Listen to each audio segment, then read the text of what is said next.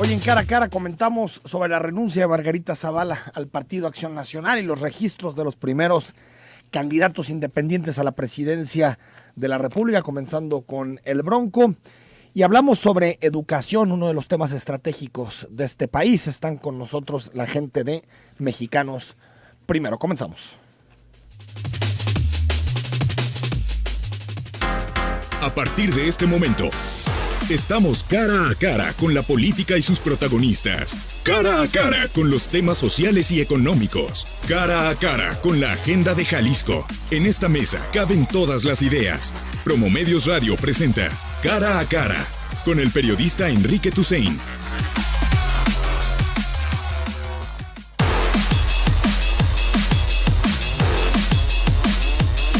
9:06 minutos. Les recuerdo las formas de comunicación con este espacio. El WhatsApp 33 18 80 76 41. Coméntanos si consideras que Margarita Zavala se equivocó al dejar el Partido Acción Nacional.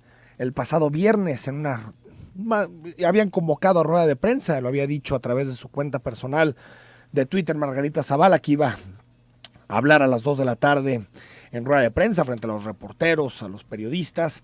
Sin embargo, al final la precandidata presidencial optó por hacer un mensaje a través de su cuenta de Facebook, un mensaje en donde delineó, si podemos decir, las principales razones que la empujan desde su punto de vista a dejar el Partido Acción Nacional.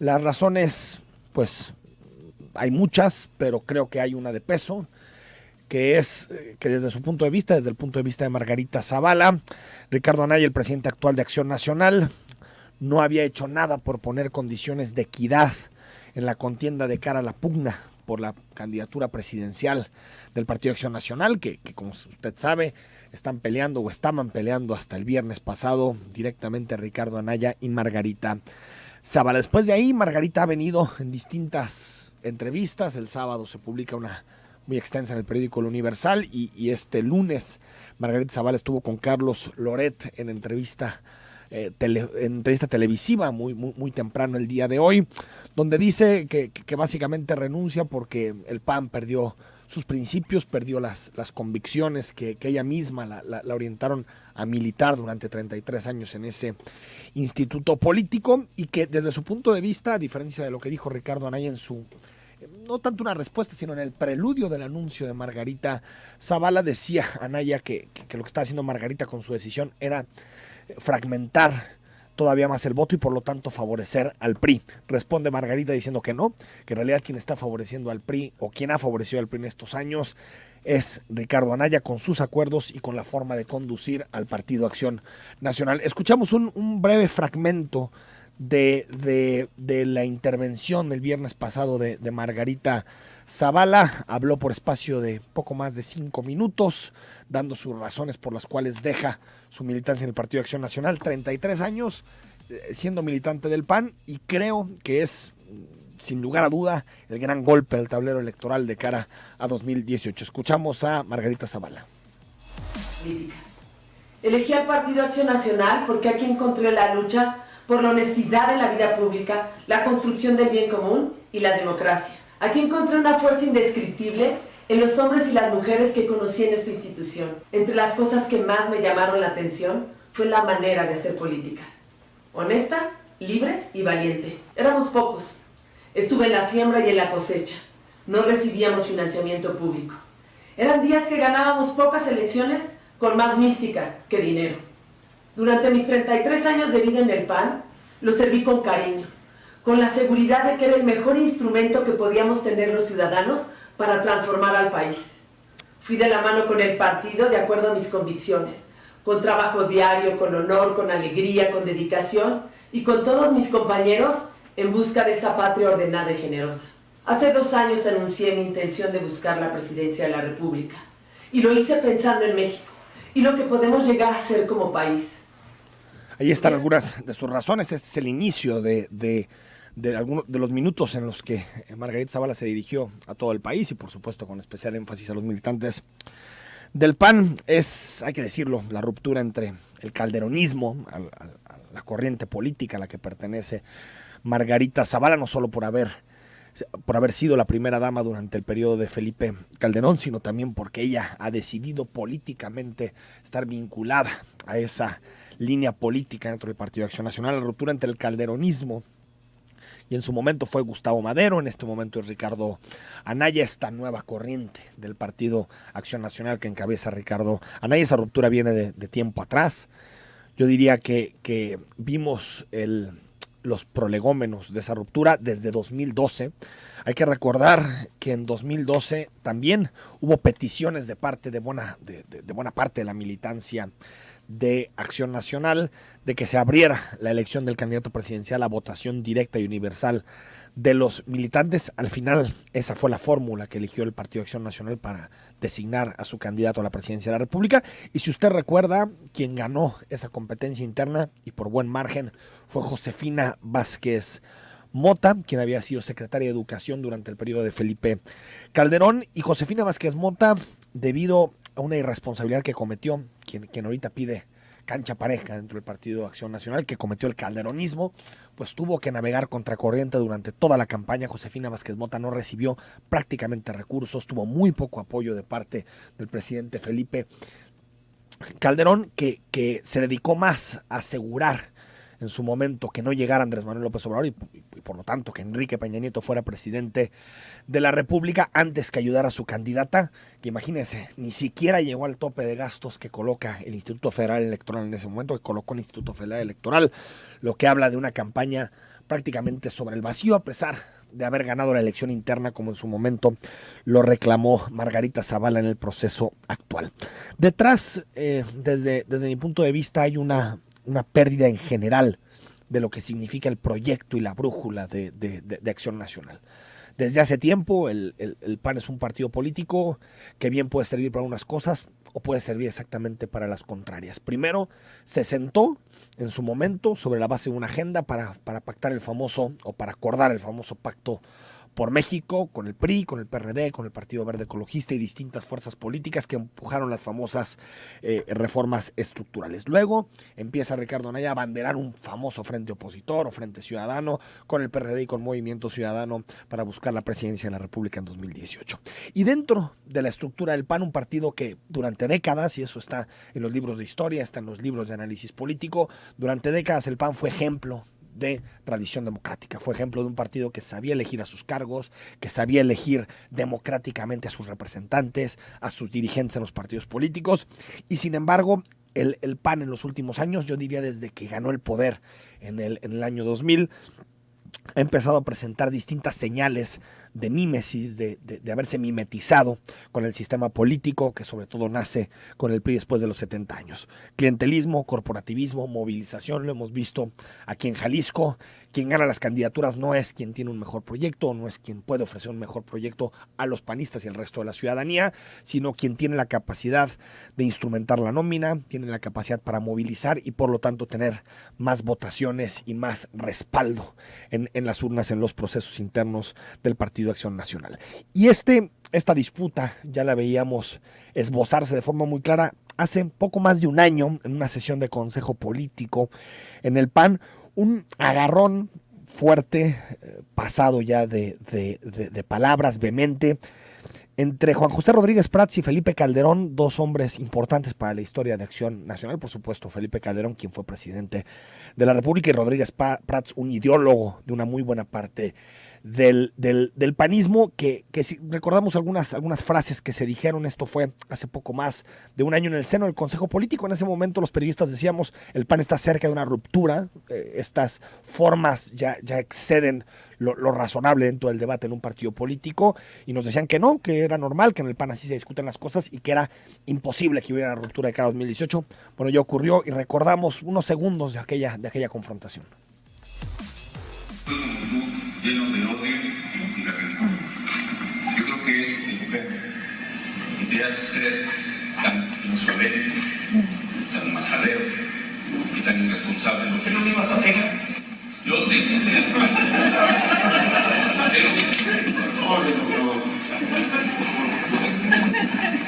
Te dije que te iba a contestar. Te estoy contestando y tengo respeto. cierto. No es cierto. No es cierto. Orden, por favor.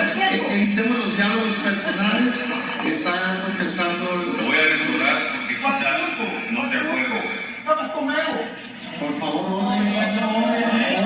Y está como se increpaban Felipe Calderón, que le decía a Juan José Rodríguez Prats que él lo había invitado al partido Acción Nacional. Hay que recordar que Rodríguez Prats fue militante del PRI y le respondía el ex senador diciéndole que no, que en realidad estaba tomado y que eso no había ocurrido. Pero más momentos, hay que recordar también cuando Javier Corral, terminandito el sexenio de Felipe Calderón, le escribe una carta al expresidente en donde le dice pues, prácticamente que perdió todo el sentido de civilidad, le faltas el respeto a varios compañeros y a tus propios colaboradores y que has logrado renuncias de secretarios de Estado, expulsiones de partidos, miembros que hicieron campaña contra el PAN, no contra el PAN, sino en despecho contra ti. Las peores críticas a tu carácter, por cierto, las he oído en voz baja, en murmullos de gente muy cercana a ti. Esa es la verdad inocultable. Eso no requiere mayor trabajo, sino solo ver cómo está el partido y buscar los causantes de tal división. Felipe Calderón le respondió al actual gobernador de Chihuahua, Javier Corral, que era un cobarde por haber escrito esa carta. Más allá de estas divisiones que están claras, el Partido de Acción Nacional difícilmente será a partir de ahora un espacio cohesionado. Sí hay que decir que las razones que da Margarita Zavala hoy en la entrevista con Loret de Mola, en esta grabación que le pasamos algunos minutos, pues son razones que si bien algunas las puedo compartir, lo que había que recordarle a Margarita Zavala es que lo que critica, los temas que en este momento está criticando del liderazgo de Ricardo Anaya al interior del PAN, pues son las mismas actitudes que tomó Felipe Calderón cuando era presidente de la República. Impuso a sus amigos al frente del Partido Acción Nacional, lo hizo con Germán Martínez Cázares hasta la elección intermedia de 2009 y lo hizo también con César Nava, quien después se fue a Petróleos Mexicanos y hasta que llegó Gustavo Madero de un cierto oxígeno al partido político. Pero en realidad las decisiones no se tomaban en la sede nacional del PAN, sino que se tomaban en Los Pinos. Entonces, cuando hablamos de control del partido, pues es cierto, Ricardo Anaya tiene un control bastante condenable del PAN, un control poco democrático, en donde se utiliza la nómina para chantajear, en donde difícilmente hablamos de procesos realmente democráticos, pero hay que recordarle a Margarita Zavala que ese fue el mismo liderazgo de Felipe Calderón cuando fue presidente del PAN. ¿Quién sonríe después de esta ruptura? Me parece que hay dos grandes ganadores de este debate que tiene Acción Nacional. Uno es el PRI, por supuesto. El PRI apuesta en 2018 a la fragmentación, a que no vayan frentes unidos, sea PAN, PRD, MC, sea Morena, es decir, que la fragmentación les permita competir en 2018, algo así como la fórmula del Estado de México, y por supuesto que también Andrés Manuel López Obrador, que como usted sabe tiene un techo de votos, difícilmente supera los 32, 33, 34% y por lo tanto necesita que se fragmente el voto para tener alternativas de llegar a Los Pinos. Estamos en Cara a Cara, 33, 18, 80, 76, 41, participa con nosotros, a la vuelta hablamos sobre educación con esta organización civil que hace estudios sobre educación que se llama Mexicanos Primeros, para hacer un balance sobre lo que ha significado la reforma educativa, los resultados en materia de educación en Jalisco y distintos temas de la rama educativa. Regresamos a Cara a Cara. Escucha y decide. Zona 3, 91.5 FM. 9 de la mañana con 22 minutos. Les recuerdo WhatsApp 33 18 80 76 41. Estamos en vivo en Cara a Cara. Si nos quieres escribir, ya están llegando mensajes sobre el comentario que hicimos esta mañana sobre la ruptura de Margarita Zavala en el Partido Acción Nacional, sus razones y sus sin razones luego del anuncio del viernes pasado que movió de tajo el tablero político de cara a 2018. Y para hablar de educación, saludamos a Paulina Hernández Morales, ella es directora de Mexicanos Primero, capítulo Jalisco. Paulina, ¿cómo estás? Hola, ¿qué tal? ¿Cómo estás, Enrique? Buenos días a ti y a todo tu auditorio. Oye, a ver, antes de comenzar a hablar de algunos temas educativos, platícanos de Mexicanos Primero para quien no lo conozca y también después le entramos a algunos de los debates que ha habido sobre la organización en sí, sobre Mexicanos Primero. Ok, bueno, Mexicanos Primero es una organización que nace hace 10 años, justo este año estamos cumpliendo 10 años a nivel nacional. nace en México por la búsqueda de que México tuviera la calidad de educación que se merece. Ahorita también estamos enfocados en fomentar o defender el derecho a aprender de los niños y niñas mexicanos. Y bueno, en Jalisco tenemos 4 años. Lo que hacemos nosotros es hacer investigaciones. Nacemos como una organización que hace investigaciones sobre el sistema educativo, hace propuestas, no solo investigaciones. Y bueno, uno de los grandes logros que se han tenido en el paso del tiempo es este tema de la reforma educativa, que a nosotros nos gusta llamarlo más bien transformación educativa, porque no queremos que sea un tema estático, sino que se le dé continuidad. ¿Por qué? Porque los modelos educativos y porque los sistemas educativos tienen que ir transformándose continuamente. No es una cosa que se reforme y quede ahí. Evolucionan, ¿no? También con relación a los retos en materia educativa. ¿Cómo se financia Mexicanos Primero? ¿Quién paga la organización? Bueno, tenemos un patronato en el que están algunos empresarios. En este caso, en Jalisco, tenemos un patronato de más o menos 25 empresarios, de los más prominentes de aquí del estado, que son empresarios que tienen compromiso, que son responsables socialmente en sus empresas y que les interesa sobre todo el sistema educativo.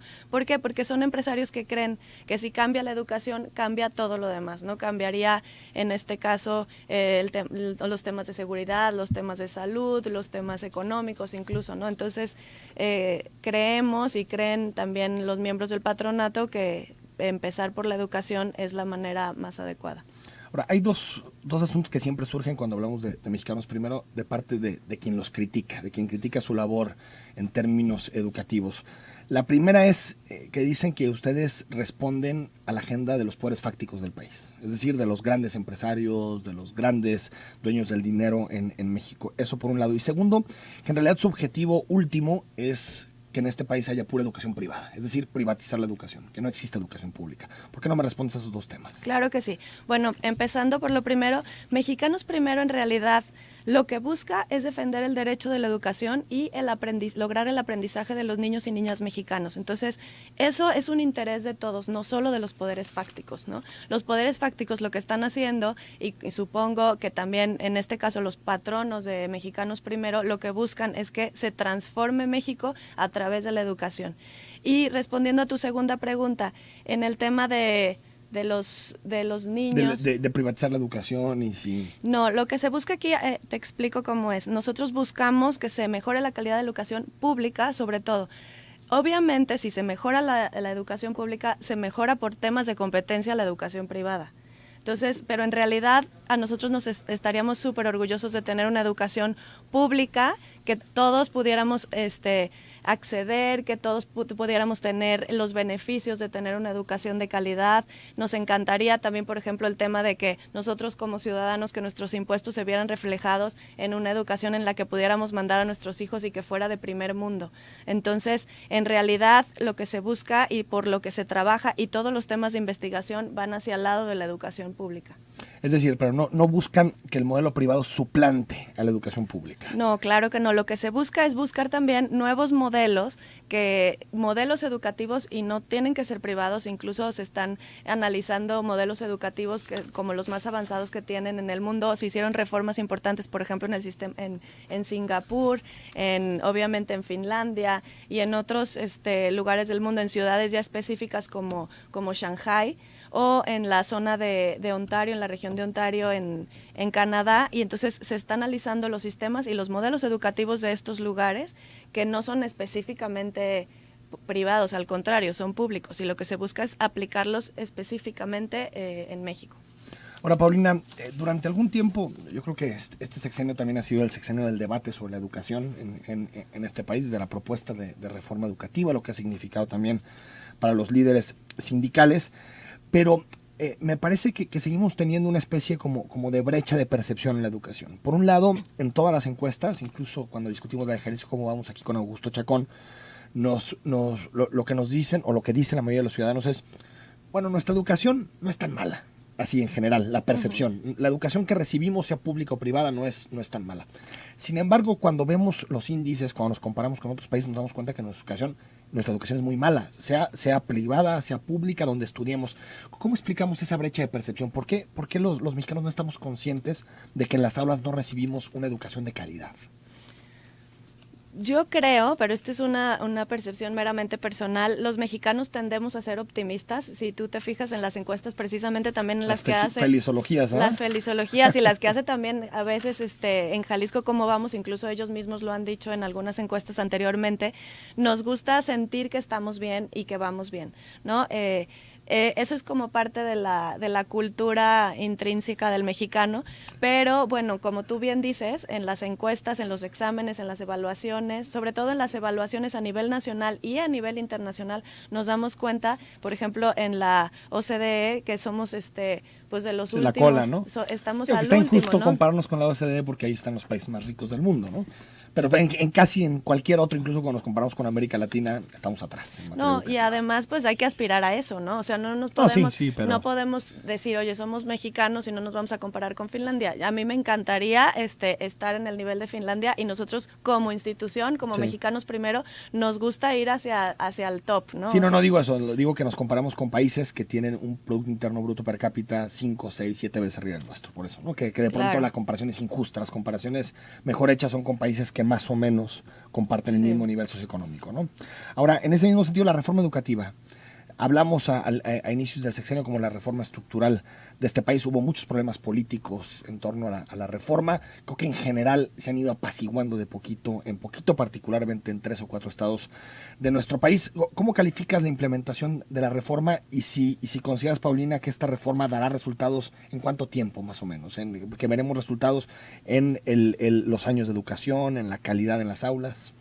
Mira, hay estudios que manifiestan que los resultados y los beneficios o los frutos de esta reforma educativa se van a dar en más o menos dos periodos de educación básica, digámoslo así, 2 primarias, más o menos 12 años, ¿no? 12 años. Entonces, para que nosotros notemos los resultados de esta reforma, van a ser a partir de 12 años. La reforma se hizo en febrero de 2013, el nuevo modelo educativo apenas se va a empezar a implementar el próximo año, entonces vamos a partir de ahí a ver beneficios notorios en lo que es la reforma educativa.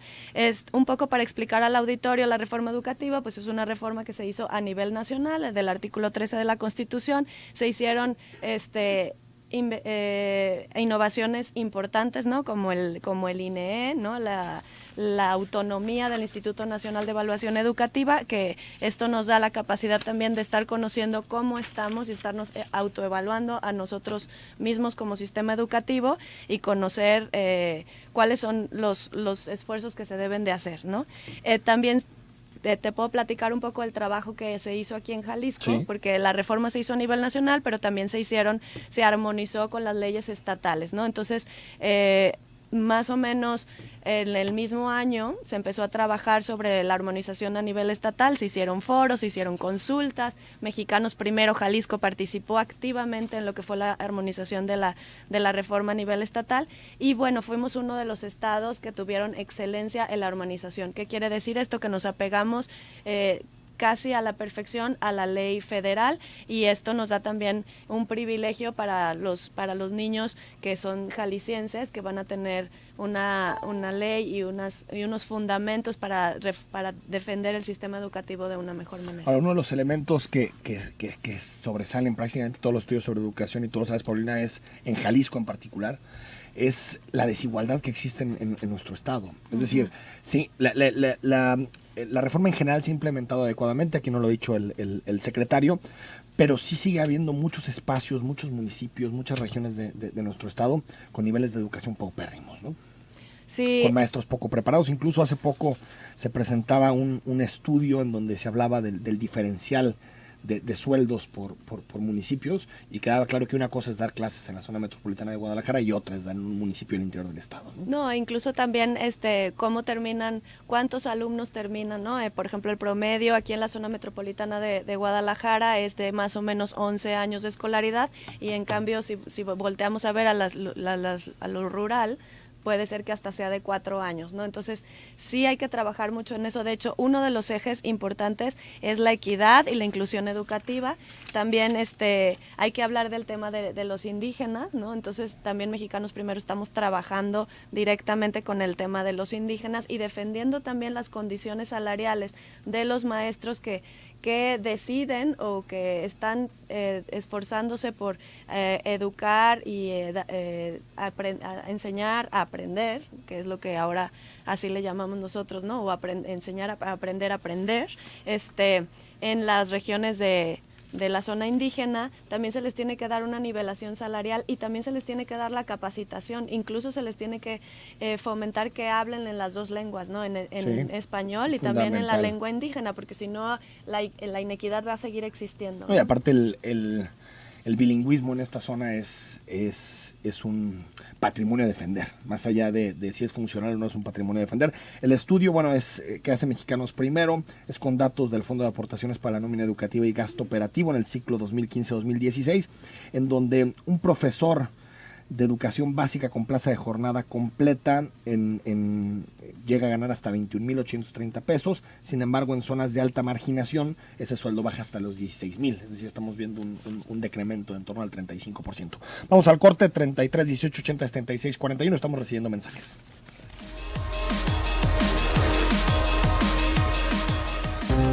Decide y actúa. Zona 3, 91.5 FM. Estamos de regreso, 9 de la mañana con 37 minutos. Escríbenos 33 18 80 76 41.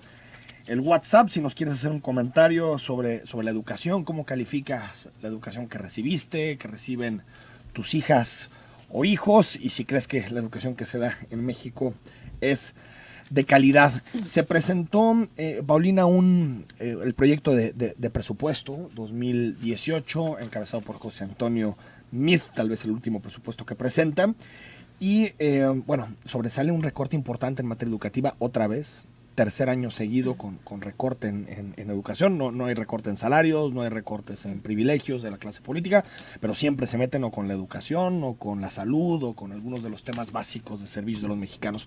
¿Cómo calificas este recorte y si crees que realmente se puede llegar a los objetivos que plantea la reforma educativa cuando cada año vemos un tijerazo al gasto educativo? Bueno, nosotros como organización sí defendemos que el presupuesto de educación no se toque. Nos interesa que la educación siga siendo una de las prioridades para la evolución y el desarrollo de este país. Entonces nosotros nos unimos a defender que el presupuesto sea cada vez mayor. Lo que sí también nosotros trabajamos por buscar que el gasto se utilice de la manera más eficiente, se ¿no? racionalice, digamos. Sí, exactamente. Por ejemplo, en el tema de nómina que comentabas hace un momento, en México y específicamente en Jalisco gastamos 95% del presupuesto se va a nómina, ¿no? Si nosotros volteamos a ver a los países que les va mejor o que sus sistemas educativos son los más eficientes, por decirlo de alguna manera, ellos gastan más o menos 65% en nómina.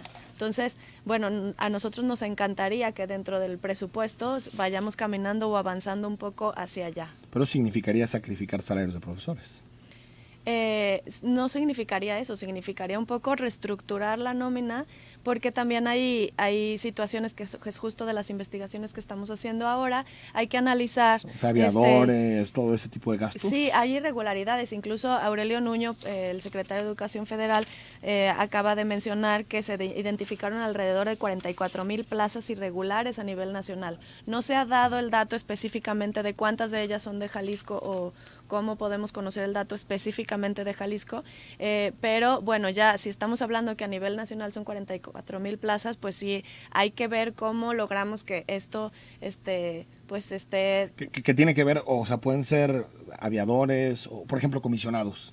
¿Siguen existiendo comisionados? Siguen existiendo comisionados. Nosotros estamos haciendo un análisis de la nómina que presentaremos, lo hacemos generalmente cada año. También analizamos a las jubilaciones, vemos las plazas que se otorgan de los que se jubilaron y demás. Hacemos todo este estudio, lo presentamos en enero, por si me gustas invitar otra vez en enero para platicar de esta información.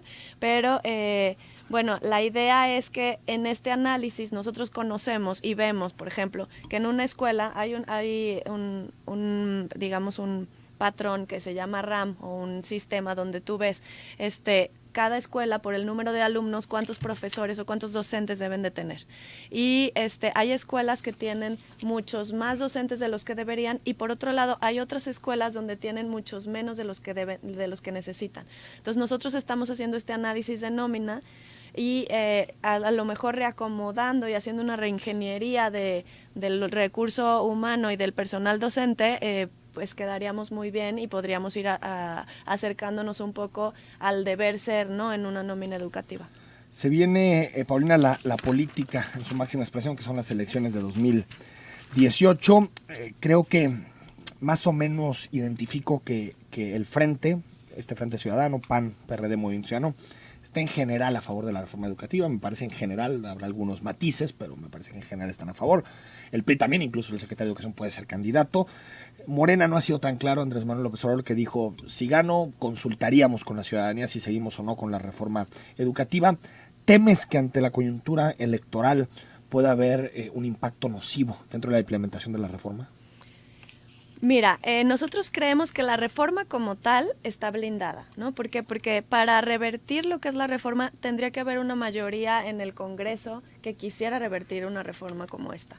Y también además estas leyes, cuando se reforma un artículo constitucional, luego se tiene que votar también en los congresos estatales. Entonces tendrían que tener, digamos, las versiones que no les gusta la reforma educativa, tendrían que tener mayoría tanto en el Congreso Nacional como en los congresos locales. En los congresos locales se ha aprobado en 22 estados de la República, de los 32, entonces tendría que hacerse y revertirse en ambos, ¿no?, en el Congreso Federal y en el Congreso local. Entonces, por esto nosotros creemos que la reforma está blindada, no creemos que se vaya a echar para atrás.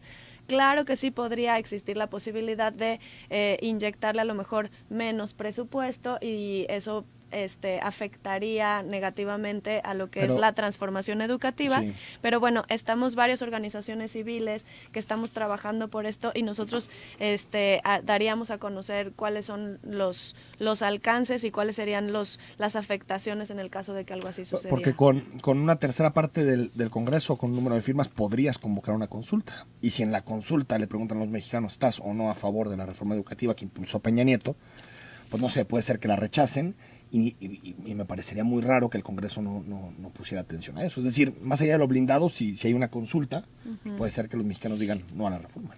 Sí, por eso nosotros como asociación civil estamos dando a conocer todos los beneficios de esta reforma y así como nosotros hay otras instituciones a nivel nacional y también en los estados de la República defendiendo todo lo que tiene que ver con el derecho a aprender de los niños, ¿no? Y esta reforma no es que sea a donde queremos llegar, sino te digo que nosotros trabajamos por una transformación educativa que sea continua. Entonces nosotros vamos a seguir presentando como asociación civil cuáles son los alcances y también cuáles son las cosas que tenemos que hacer como asociaciones civiles, como ciudadanos. Estamos enfocados también en la participación ciudadana en la escuela, ¿no? Que eso es una cosa importante. La escuela... Son de los padres, de las comunidades, ¿no? Exacto. Las escuelas no son del gobierno, son de todos nosotros. Hay que hacerlas nuestras y todos nosotros nos referimos a los que estén en escuelas privadas, a los que estén en escuelas públicas, a los ciudadanos que vivan alrededor de una escuela,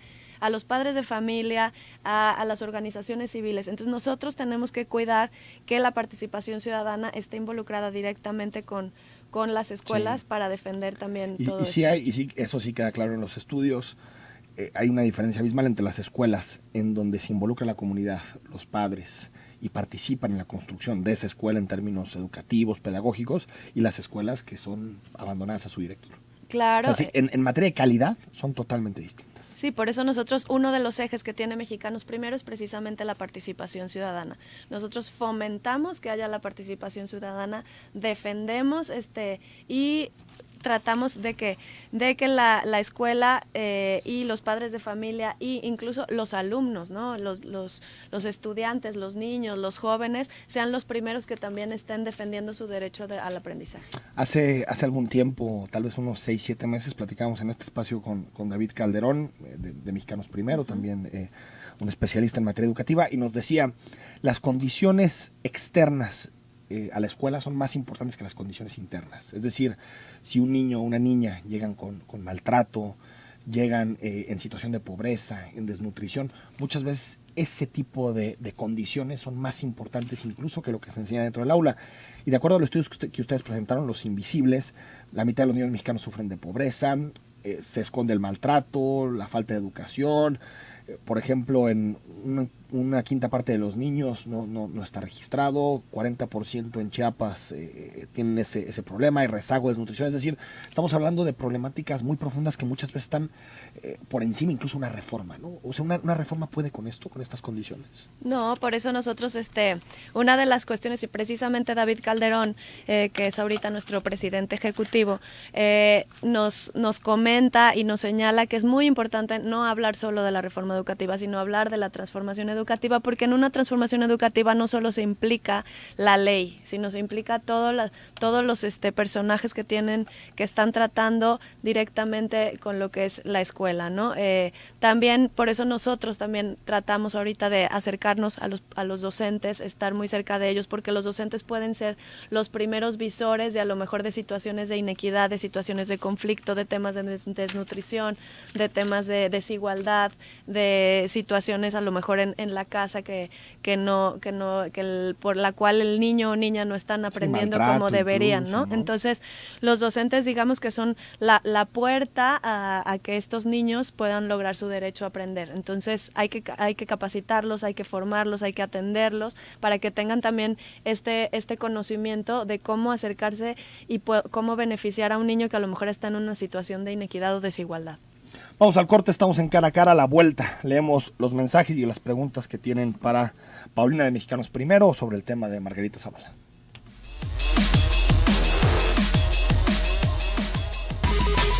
Interactúa con el 91.5 Zona 3. Envía tus comentarios al WhatsApp 33 18 80 76 41.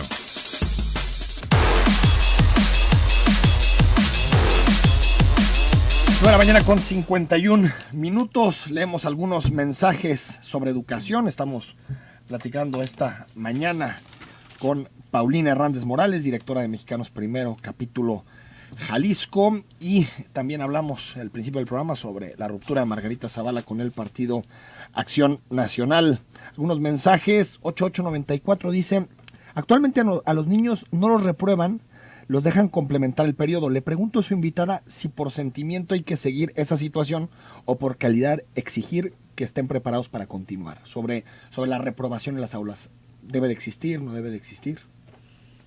Bueno, yo lo que creo es que esto es uno de los temas que se están analizando con los pedagogos que tenemos en la asociación, pero yo creo que sí debe de existir la evaluación en los alumnos, porque si no, lo que no se evalúa no se mide y no se conoce y no se mejora, ¿no? Sí. Entonces, sí creemos que deben de existir habiendo evaluaciones a los niños en el aula, pero también evaluaciones a los estudiantes a nivel nacional para ver cómo se mide también el sistema. O a quien trabaja en gobierno, exactamente, o a quien trabaja en medios de comunicación, es decir, o en las empresas. Es decir, la evaluación no es, digamos, un asunto necesariamente para sancionar, es para entender, para dimensionar el problema. El asunto es que de pronto sí me parece que cuando se evalúa de la misma forma diferentes, puede haber algunas injusticias, pero es la única manera que tenemos de saber las diferencias, ¿no? Claro, y por dónde se tiene que trabajar también. Anónima nos dicen en la primaria de Narciso Basols, que se encuentra en Zapopan, en la colonia de la Tusanía. Hay mucha delincuencia a los alrededores y además los maestros faltan demasiado. Los niños se quedan sin clases por días. Bueno, esto se lo pasamos a Francisco Ayona, el secretario de Educación, pero la seguridad es también importante. Sí, claro. Los elementos externos que importan en la educación. Es uno de los elementos que también nosotros hacemos en nuestros análisis, en nuestros estudios. Y bueno, y también estamos al pendiente de checar el dato de esta escuela. Gracias a Alfredo David, que nos manda varios comentarios. Saludos a la primaria urbana 207, Quetzalcóatl. Los estamos escuchando para un proyecto de radio. Sería algo importante para, Sería algo importante si nos quieres completar, Alfredo David, un poquito, pero ahí va el saludo para la Primera Urbana 207-0648. Las escuelas y colegios aún no toman en cuenta que ambos padres trabajan y les resulta difícil organizar su vida doméstica. Con todas las fechas que se toman entre semana para preparación de maestros, hoy es un viernes al mes. ¿No podría ser un sábado? Homologar vacaciones en primaria, secundaria y preparatoria me parece que sería fundamental. Sí, de hecho hay una... Si lo de este viernes, todavía sigue eso, Sí, ¿verdad? el viernes último de mes. Yo soy mamá y también yo me papá, toca. y sí. Yo todavía no entro a la escuela, pero en cuanto entre, seguro voy a sufrir. Sí, bueno, es una de las cosas que también se está promoviendo también las escuelas de tiempo completo. Es una propuesta que se tiene por ahí, que también nosotros como organización la estamos analizando y en su dado caso promoviendo. ¿Por qué? Porque sí creemos que este tipo de educación al final funciona más, ¿no? Sí, ¿no? Y no entiendo por qué cada 4 semanas tienen que tener un día libre, ¿no? Dice también María de Los Ángeles, hola, buen día, excelente programa. Disculpe, ¿me podrían decir a dónde puedo mandar mi inconformidad en la escuela secundaria 115, municipio de Guadalajara, localidad Ferrocarril? Primero llegaron 60 papeletas o folio para la entrega de uniformes, lo cual que son 120 niños, argumentando que después se las mandarían, lo cual nunca sucedió. Nos hemos quedado sin uniformes para los niños. Ya en todas las escuelas entregaron esta ayuda. Mi pregunta es, ¿dónde está la ayuda de la que se habla? María de Los Ángeles. Gracias. No sé si será directamente con el municipio que entrega uniformes o con el gobierno del estado. Creo que es el municipio. Es el municipio, el ¿no? responsable de los uniformes. Ahí está. María de Los Ángeles, supongo que es Guadalajara y pasamos, por supuesto, tu reporte. Anónimo, por favor, el problema de la evaluación es que los maestros no podemos reprobar a los alumnos. Por más que el alumno no quiere estudiar, porque no es poder, es de querer. El alumno no puede ni debe reprobar, no puedo ni debo reprobarlo, pues me devuelven las calificaciones para corregirlas. Debemos entender que en el proceso de evaluación la reprobación es un parámetro para que el alumno entienda que va mal, entienda que debe hacer un esfuerzo. La vida no regala nada, porque las escuelas en cuestión de calificaciones sí debemos regalar. Bueno, me parece que es una irregularidad el hecho de que te devuelvan. Si tienes todos los criterios y la evaluación para reprobar a alguien, pues sí, al final el profesor tiene esa facultad. Sí, nosotros buscaremos analizar también esa problemática. Carlos Ibarra, buen día, Enrique. Con relación al PAN, el cambio de partido opositor a partido en el poder los hizo perder el piso. A los militantes se les olvidaron sus principios, sus valores, y la lucha de poder dentro del partido deja en claro que se ha perdido el rumbo. Ojo, no todo, pero la alianza con PRD y MC en realidad no tiene coherencia. Saludos, gracias Carlos Ibarra por tu comentario. 7129, Enrique, buenos días. Una pregunta, ¿en la reforma educativa están considerando disminuir la cantidad de niños en un grupo de escuela pública? ¿Sabes?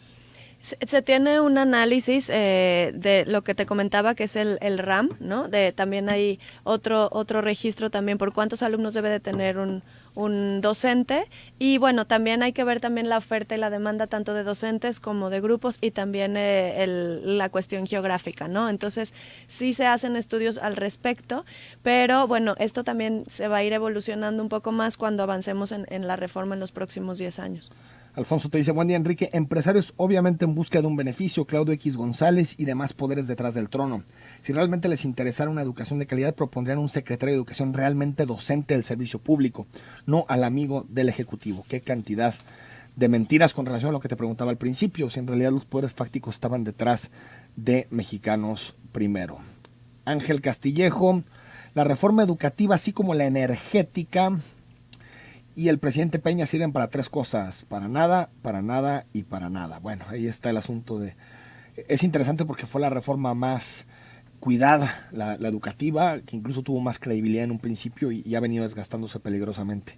Raimundo Guzmán, buen día, Enrique, y saludo a tus invitados. Es visible que esta novela prepresidencial presentada por Televisa de Margarita y Ricardo es ideal para que nuestro expresidente Calderón siga metiendo las manos en el dinero de los mexicanos. No tienen llenadera. Pero ¿qué podemos esperar, Enrique, si Salinas de Gortari puso a su ahijado en Los Pinos?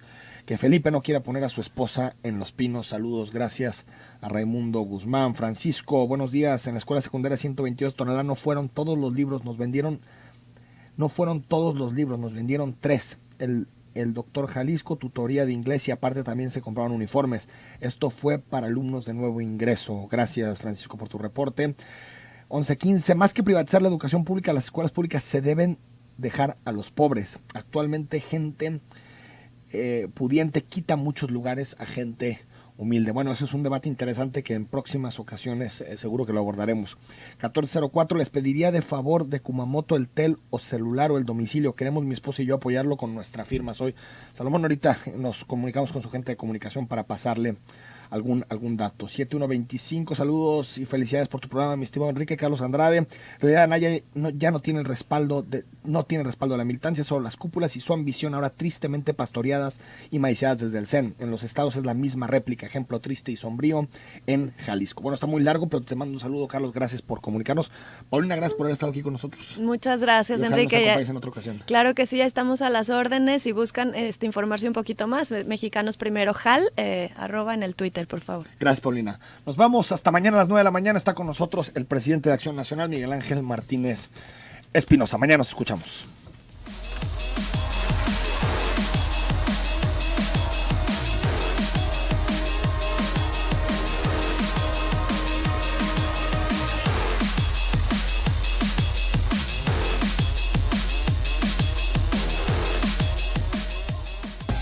Palabras que generan contenido. Zona 3, 91.5. Busca nuestra programación en YouTube como Zona 3 Noticias.